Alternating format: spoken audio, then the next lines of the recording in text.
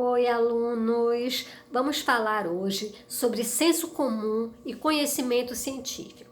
Senso comum é aquele conhecimento que não tem embasamento científico, que não tem comprovação e que muitas das vezes não se sabe nem a origem. Vou dar um exemplo. Todo mundo já ouviu falar que manga com leite faz mal. Mas ninguém nunca viu um atestado de óbito que estivesse lá escrito causa da morte, manga com leite. Ou seja, isso é um preceito. Não faz mal a pessoa comer manga e tomar leite em seguida. Mas por um motivo que a gente ainda não sabe exatamente, isso foi passando de geração em geração e entrou no inconsciente coletivo. E muita gente ainda acredita que manga com leite faz mal. Então, por que se não é verdade, se não procede, porque atravessou gerações e até hoje pessoas acreditam nisso? Como eu estava falando, muitas das vezes a gente não sabe a origem. No caso do manga com leite, se tem hipóteses, por exemplo, que na época dos escravos, que os fazendeiros, os donos de fazenda, os donos dos escravos e que tinham gados de produção de leite, né, gados leiteiros, inventaram isso para que seus escravos não consumissem o leite, já que eles tinham também o hábito de comer manga, porque existiam muitas mangueiras nas fazendas. Esta é uma hipótese que não se sabe se é verdade, mas é uma possibilidade. Uma outra possibilidade é que, de repente, um dia alguém que já estivesse com algum outro problema de saúde, coincidentemente comeu manga, tomou leite, passou mal ou de repente até veio a morrer. E aí, como ela tinha acabado de comer a manga e tomar o leite, atribuiu-se o passar mal ou a morte ao fato dela ter ingerido a manga com leite. Isto sem nenhum fundamento científico, mas mesmo assim foi passando de boca em boca e foi atravessando as gerações e até hoje tem gente que pensa que é assim. O que é que o cientista faria para comprovar uma ideia? Ele parte de observações, de pesquisas, de experimentações, até chegar a uma conclusão. E aí ele vai comprovar, no caso, leite com manga faz mal, ou refutar essa ideia, ou seja, negar. Não, isto é balela, manga com leite não faz mal. Então, qual seria o primeiro passo que normalmente o cientista faria? Uma pesquisa de campo. Ele iria procurar o maior número de pessoas para entrevistar e procurar saber, você já comeu manga e tomou leite? Se sentiu mal, sentiu alguma coisa, tal? E aí, o maior número de pessoas que pudesse, porque quanto maior a amostragem, melhor os resultados. Então, o próximo passo seria as experimentações, que no caso os cientistas normalmente começam a fazer em animais. Os animais mais usados para as experimentações em laboratório são os roedores, os ratos, hamster, tem uma espécie chamada cobaia, que recebeu esse nome justamente porque é muito usado em testes de laboratório. Então, por que os ratinhos? Por que os hamster? Por dois motivos. É que as fêmeas dos roedores, elas se reproduzem muito rapidamente. Então isso é conveniente para o cientista, que ele vai ter ali muitos ratinhos, muitos hamsterzinhos, para que ele possa desenvolver sua pesquisa. Um segundo motivo é que a fisiologia desses animais, dos roedores, é muito parecida com a fisiologia dos seres humanos. Então as respostas fisiológicas que ele vai obter fazendo os testes com os ratos, serão bem próximas às respostas que o cientista teria se estivesse fazendo em seres humanos os testes.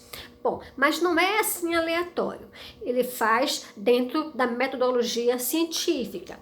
Vários grupos de ratinhos para serem testados de formas diferentes. Sempre tem o grupo controle, que é um grupo, no caso, vamos ficar no exemplo da manga com leite e dos ratinhos como os cobaiazinhos. Então, o grupo dos ratinhos, grupo controle, eles não iam receber nada de diferente. Eles vão comer a raçãozinha normal deles, tomar a aguinha deles e ficar ali só sendo observados. Outros grupos seriam chamados de grupo tratamento.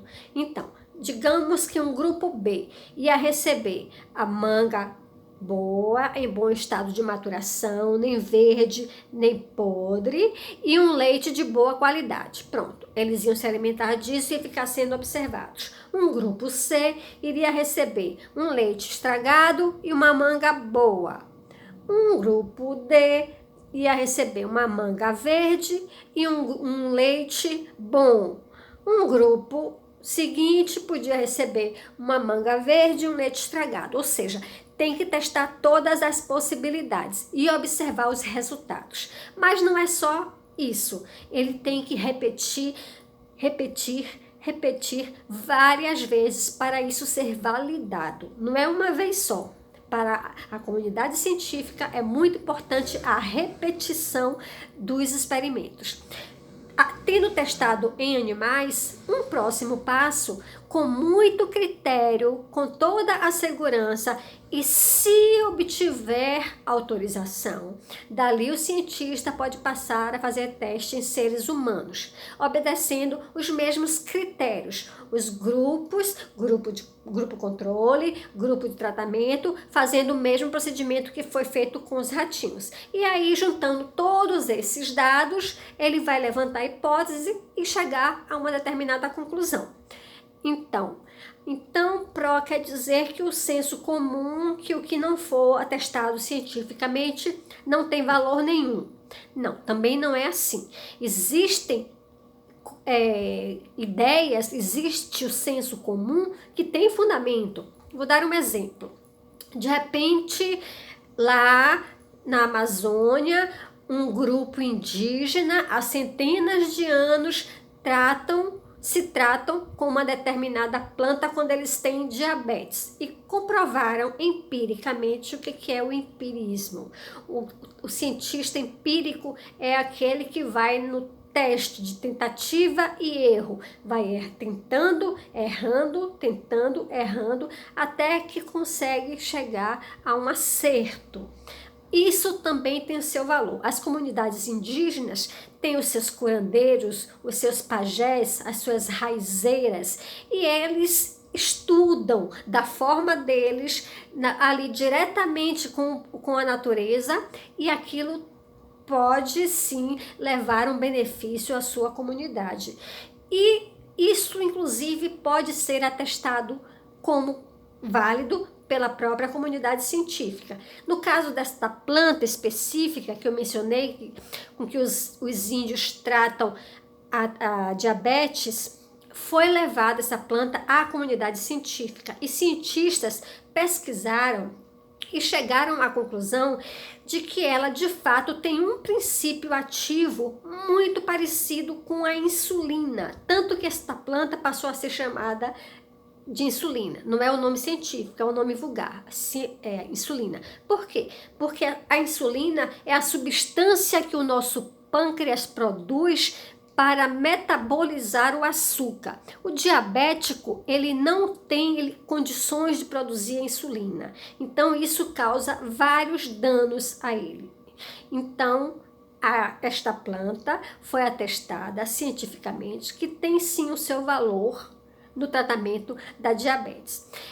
Então, estamos vivendo hoje um boom das fake news. Isto tem o seu lado muito ruim, porque existem as fake news que são inócuas, como no caso do leite com manga. É uma fake news bem antiga, mas que não faz bem nem mal.